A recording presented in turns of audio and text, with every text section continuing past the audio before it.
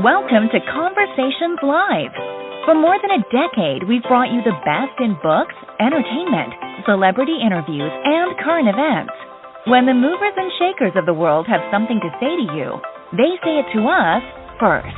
Here's your host, Cyrus Webb. Welcome back, everyone, to Conversations Live. I'm your host, Cyrus Webb. Glad you all could join us once again. But for a radio audience tuning in at WYAD 94.1 FM and WYADonline.com, we're glad that you all could be with us. Also, tuning in to our friends at iHeartRadio and Amazon Music Podcast. We're glad you all could be with us as well. We're excited to welcome filmmaker and author Nick Brooks to our program today. Nick has a great new book out that I really enjoyed. I think you guys will as well. It's called Promise Boys. We're going to talk to Nick not only about the writing of the book, but also what it's been like for him to share these characters, of course, a little bit of intrigue, and some great lessons, too, in a work of fiction, too. If you guys are not staying connected with Nick, we'll let you guys know where to find him. But, Nick, thank you so much for the time today. Really appreciate it. Absolutely. Thank you, Cyrus, for having me. Look, man, I thoroughly enjoyed this book. I have to admit I went into it not knowing what to expect. And it is so much more than I could have expected. So we're going to definitely dive into Promise Boys.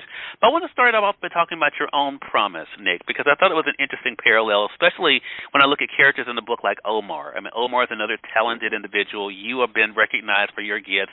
What has that been like for you, Nick, to realize the promise in your own life and to embrace that? I mean, it's been spectacular. You know, it's still a little surreal, everything that's happened over the last few years. You know, I've been an artist for a really long time, trying to find my way as us artists do. I graduated from USC Film School in 2020, and you know, it's been a journey. But I'll tell you, it's one I'm excited about, and I think this is just the beginning. Yeah.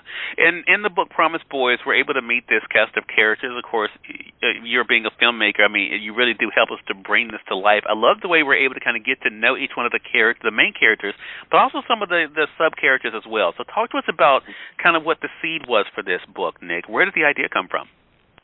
Yeah, I was actually approached to write this book by an organization called K Creative. They're like a launch pad for young writers. They knew my background. They knew I wrote mystery. They read a script that I read. And we kind of just developed the idea. They said, is this something, you know, would you be interested in writing a mystery set in a school? And I said, of course. And so we developed the idea. I went to Page, I think I did the first 100 pages before we went out on submission. And then over the course of the next, 6 to 8 months, I finished the book. And, you know, now it's out in the world. It just came out Tuesday. So it's been quite a process. Right.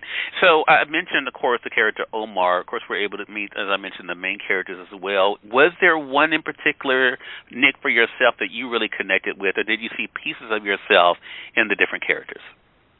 Yeah, I saw pieces of myself in all the characters, to be honest. I think the one I maybe connect the most with is JB. In the book, if you read, which I'm sure many of you will, JB is an aspiring rapper. You know, he's also kind of a lover boy. He has this crush on this girl, Kiana, that he's head over heels for, and that was me growing up. To be honest, I started off my writing journey as a hip hop artist. I still make music to this day, and so JB I really connect with. Ramon is a dreamer. You know, he wants to be a chef, and he has this he's an entrepreneur. He has this big dreams of being an entrepreneur and opening his own business. And again, that's a lot of my story too. You know, always been an entrepreneur, always been a dreamer. And then for Trey's the one who is really close to my heart because. Mm-hmm. On the outside, Trey, he smiles, he cracks the jokes, he's the kid he's the life of the party, right? But at home, we'll see that, you know, it's not so lively there. And the reason he's such the life of the party outside, you know, at school is because that's kind of his escape from the things that he's going through at home. So all of the things, you know, all of the boys are representations of me and all the students and the young men that I've come across in my journey. Got you. Well, in the middle of all of this, and there's so many different layers to Promise Boys, Nick, I mean, of course, there is the murder, the people trying to figure out who's responsible, which puts our main characters kind of literally front and center. But there are also some great lessons. You mentioned Trey, and there are a couple of things about him I wanted to talk about, because in Chapter 4 of the book, he has a great interaction with another character we're able to meet named Mr. Finley. And Mr. Finley says something to him that I think is so interesting. So I'm curious about this line for you, what it meant for Trey, but also what you hope it means for the reader as readers are taking it away. As Trey has been questioned by Mr. Finley, the thing that Mr. Finley says is, so just because nobody's looking, you decide to do the wrong thing? And I think that is a question that we all kind of are confronted with, right? I mean, are we only going to do what we know to be right when people are watching? What was that like for you to kind of give that lesson in that moment to Trey, but also to have the reader think about that? Yeah, well, it's interesting because you're totally right. It's a great lesson, right? I mean, that's what character is, doing the right thing even when no one is looking. And for the context of Promise Boys, it's interesting because a lot of what I saw and the things that were happening in the schools that I was around, sometimes we place rules and order on students that, quite frankly, just don't need to be there. It's actually done it as a way to a little bit police them in a setting where they shouldn't be policed. You know what I mean? And so it's kind of ironic because, you talk about the scene where Trey's walking down the hall. A similar thing happens, and he's told, you have to go back and walk on the line. And, he's like, but nobody's in the hall. Why do I have to walk on if the line is meant to protect us and nobody else is in the hall, why do I still have to walk on the blue line? And it's one of those type of situations where Mr. Finley is not always about doing the right thing when no one is looking. And some of these scenarios is about trying to police kids and trying to get them to do the thing that we think they should be doing even if they don't need to. And so Trey, much like myself, to be honest, is a little bit rebellious too. That's another piece of me that's in Trey is he's rebellious because he's always questioning, but why? Why are these rules in place? Are these rules in place truly for my safety and rules that are here truly to serve me and my classmates? Or are these rules, again, put in place just to police me and, make us all the same? And so I think that's a little bit of what's happening there, and that's what I want the reader to think about. Well, you actually, and I don't know if, going into Trey that you thought about this as much or just it developed organically, Nick, but there's another interesting lesson that comes from Trey in an experience that has to also do with his uncle. We're able to kind of find out about his backstory because you allow us to. But Trey also said the situations are kind of unfolding. No matter where I go, I am guilty until proven innocent. And again, there are a lot of people that I think will resonate with that. Talk to us about that and what it was like for you to have so many complicated things happening with this one character. Yeah, again, it's another thing that I've seen time and time again, even in my own journey. There was times where I was pulled out of cars by police, guns pulled out on me. One time I was coming from teaching, literally in my teaching gear, polo and slacks, and still, told to put my hands on the trunk of a car while I was being searched for drugs. These are the targets that are on, not just black men, not just black women, but also black kids. It happens that young.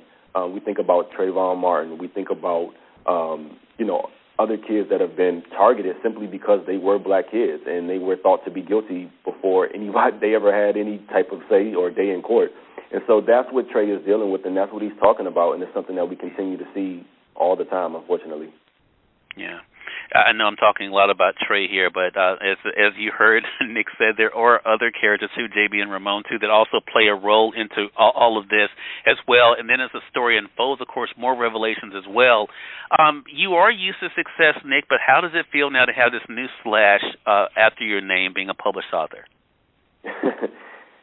I'm still adjusting. I'm still getting used to it all, but I'm excited about it. And again, for me, it's the beginning. I'm trying not to let this be the thing that I just hang my hat on forever, right? Like this is a great moment. It's a great moment in my career, and it's a place where I'm kind of starting. I just graduated from film school in 2020 from USC, and I'm excited to see where it goes from here. And I think this is coming out strong for sure, and I'm excited to see where it keeps going. Well, we're glad we got to spend a little bit of time with you today, Nick. Congratulations again. Again, everyone, Nick Brooks has been our guest. Promise Boys is the book out through our friends at Amazon.com or through your favorite local bookstore. If they don't have it, I know they'd be more than happy to order it for you. Nick, before we let you go, let our audience know, how can they stay connected with you? Yes, you can find me at thenickbrooks.com. You can find me on Instagram, official Nick Brooks. You can find me on Twitter, who is Nick Brooks. And just tap in with me. If you go to my website, thenickbrooks.com, thenickbrooks.com, you'll see all my things there, all my socials, all the links and everything you can ever need to get in touch with me. Gotcha. Well, Nick, congratulations, man. Thanks again for stopping by, and looking forward to chatting with you again. Perfect. Thank you, sir. Likewise. And we thank your audience for tuning in to another great segment of Conversations Live. Until next time, I'm your host, Cyrus Webb, saying as always, enjoy your day, enjoy your life, enjoy your world. Thank you all for choosing Conversations Live, and let's go make today amazing. Take care.